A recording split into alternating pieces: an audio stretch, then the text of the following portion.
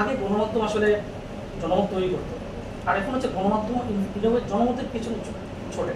আমরা দেখি, আমি বহু আলোচনায় গিয়ে দেখেছি, একজন আমার সঙ্গে বসছেন, উনি একটা বিষয়ে কথা বলছেন, আমি তর্ক করলাম, যখন স্ক্রিনে গেছেন তিনি দেখে উল্টা কথা বলেন। আমি বললাম, ভাই আপনি না আমার সঙ্গে এখানে তর্ক করলেন, আমি মানুষের গাইড বলেন, মানে জিনিসটা হচ্ছে এরকম, এবং সেটাও তাকেও দোষ দেওয়া যাবে না। এবং দেখেন আমাদের সংবাদ নিরপেক্ষতা ইত্যাদি সবাই কিন্তু আমরা যে নিরপেক্ষ জাজ করে কারা, জাজ করে 100% দলীয় মানুষের কথা বলে। কারণ তার কাছে কিন্তু নিরপেক্ষ সে যে তার পক্ষে কথা বলবে সে নিরপেক্ষ, আর যে বিপক্ষ বলে সে হচ্ছে দালাল। আমরা আবার জায়গা হয়, আমরা সাংবাদিকরাও খুব মজার, আমরাও কিন্তু এটা আবার আমাদের মতো করে ব্যবহার করি এই যে ধরুন আমরা এই আলোচনা করছি, আমাদের সাংবাদিক যে আমাদের সাংবাদিকদের মধ্যে একটা বড় অংশ কিন্তু হত্যা মামলা হত্যাই করছে তারা, এখানে নাকি এর মেরে ফেলছে, তারা ধরে ফেলছে, এবং সেটা কন্টিনিউ ফর 2.5 years। এবং আমরা এই সময় খুব আলোচনা করি, আমরা ডিভাইডেড। এমন লোককে আমি দেখি যে সে মনে করে যে না, মানে মানে মোটামুটি বিষয়টা বুঝে মামলা ঠিক আছে, তার তো অন্যায় করছে, ওইটা বলো না যত এই পর্যন্ত। এই যে কমিশন হবে রাজনৈতিক তদবির এ ও ঢুকবে, মানে গিভিং রেসপেক্ট টু অল, কি হবে আমরা জানি, আসলে আলটিমেটলি কি হবে, কিচ্ছু হবে না আসলে, মানে ইটস ফান, মানে আফটার অল সব কিছু মিলে আমার কাছে মনে হয়। অনেক কমিশন তো দেখলাম, অনেক কিছু দেখলাম, কি নাই বাংলাদেশে। আমরা একবার একটা স্টোরি করতে গিয়ে দেখলাম আইনের সংখ্যায় বাংলাদেশ পৃথিবীতে 2 বা 3 নাম্বার, এবং শাস্তিও ভয়ঙ্কর। বাংলাদেশে কিন্তু আইনে শাস্তি মানে কিরকম, মৃত্যুদণ্ড সহ বা যাবজ্জীবন কারাদণ্ড সহ বিধান রেখে কঠোর আইন করা হয়েছে, বুঝছেন, মানে এমন অবস্থা, কিন্তু আসলে তার ফল কোনো ফল নাই।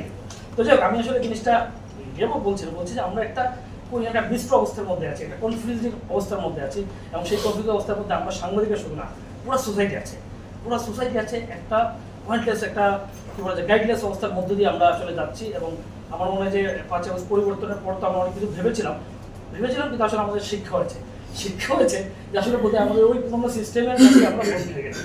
ঘুরে ফিরে আমাদের যে পরিবর্তনের সম্ভাবনা, সেটা আমাদের পুরোনো সিস্টেমকে আরো স্ট্রং করে দেয়। ওয়ার্ল্ড বিভিন্ন সময় দেখেন সংস্কার করতে কি হলো, দুই দলের তখনকার সময় 2 নেত্রী আরো স্ট্রং হলেন, এখনকার সময় মনে হচ্ছে আগের সিস্টেম তো ভালো করতে পারি, একটা সিস্টেমের মধ্যে আমরা চলছি।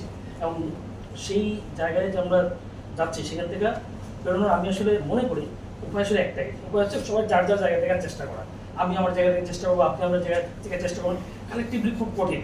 এবং আমাদের যে সাংবাদিকতার ক্ষেত্রে আমি কিন্তু মনে করি সবচেয়ে বড় সংকট হচ্ছে আমার সাংবাদিক হইতে চাই না, মানে সাংবাদিক জার্নালিস্টিক মাইন্ড নাই, অবজেক্টিভ মাইন্ড ফুটের চর্চা নাই, আমরা আসলে প্রফেশনাল ডেভেলপমেন্টের চেষ্টা করি না। কেন করবো? আমি যদি আমার পথ টিকে থাকার জন্য যদি রাজনৈতিক হস্তক্ষেপ দরকার হয়, সেটা যদি গুরুত্বপূর্ণ হয়, কি স্কিলে প্র্যাকটিস করবে? বাংলাদেশে দেখেন গত কয়েক বছর যদি আমরা দেখি, ইনফ্যাক্ট 94 আমি মনে করি 94 এক ধরনের একটা মিডিয়ার একটা সুযোগ তৈরি হয়েছিল, গ্লোবাল ক্যাপিটাল মানে ক্যাপিটাল এসেছিল, অনেকগুলো কারণে কিন্তু মিডিয়ার জন্য বিকাশ হয়েছিল। কিন্তু আমরা এখন দেখতে পাচ্ছি যে সাংবাদিকতায় উন্নতির জায়গাটা অনেক বেশি আসলে অনেক ভেরিয়েবলস নির্ভর, যেটা আসলে কোয়ালিটি নির্ভর না। তো কোয়ালিটি নির্ভর যদি টপ লেভেলে যদি কোয়ালিটি নির্ভর না হয়, তাহলে how he will recruit the quality people মানে বিলো হিম, হবে না। তো আমার মনে হচ্ছে যে এই জায়গাগুলোতে আমরা যার জায়গায় আমরা চেষ্টা করি, কমিশন হবে, আমরা পরামর্শ দেবো, কিন্তু শেষ পর্যন্ত কোনো প্রত্যাশা পাবো না।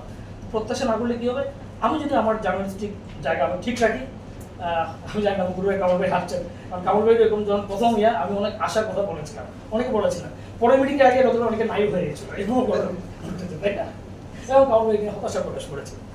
তো যাই হোক, আমি হতাশার কথা বলছি না, আমি বলছি বাস্তবতার কথা, বাস্তবতা মেনে আমাদের জার্নালিস্ট হয়ে ওঠে, এবং জার্নালিস্ট হয়ে গেলে সবার আগে রাজনীতি ত্যাগ করা উচিত।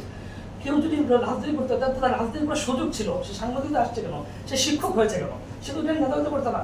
I sometimes feel pity for some of my friends for university teacher, they are far good writer, এবং তারা যখন একটা দল চিন্তা করে, আমি যদি তাদের একাডেমিক চিন্তার সঙ্গে মিলাইতে পারি না।